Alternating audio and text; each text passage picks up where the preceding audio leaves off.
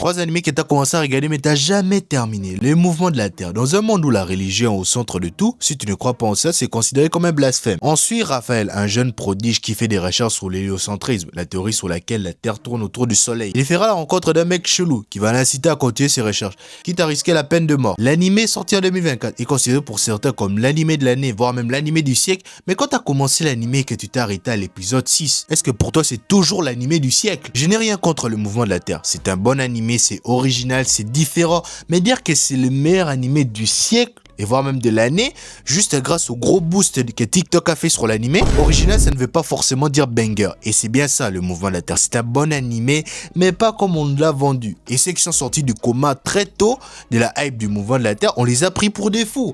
Oh, parce qu'il fallait être intelligent ou avoir l'âme d'un scientifique pour aimer et comprendre le mouvement de la Terre. Et si tu aimes autant les mangas et les animés, abonne-toi. Et merci aux derniers abonnés. Il y a aussi Nisekoi. Pour les animés des romances, il y a 2 écoles. Ceux qui regardent et finissent l'animé avec ces 12 épisodes, malgré qu'ils ont kiffé, mis leur waifu en fond d'écran et ils n'iront jamais lire le manga. Et la deuxième école, c'est qui ont regardé 3 ou 4 épisodes et ont arrêté complètement pour X ou Y telle raison. Pour Nisekoi, si tu es de la deuxième école, c'est sûrement à cause de la saison 2 qui est racontée par la plupart des gens comme une perte de temps. Le mec jusqu'à présent ne sait même pas à qui il a donné la clé. Et Onodera, qui est juste à 2 ou à 3 mots de gagner, nous fait une Dora. Et vu les chara design des personnages, on sait tous que c'est Shitoge qui va gagner. Et One Piece animé un all-time pour tout le monde, mais comme la plupart des gens ne sont pas à jour, c'est un peu à l'image du Ballon d'Or féminin, comme Hinata Bonmanti enchaîne. Personne ne vient crier au vol, parce que comme pour One Piece, tout le monde n'est pas à jour. Et quand t'es pas à jour sur un animé, c'est difficile de critiquer, parce qu'ils vont utiliser juste le contre Uno. Ouais, mais toi t'as pas la vision, t'as pas regardé tout l'animé, t'es pas à jour.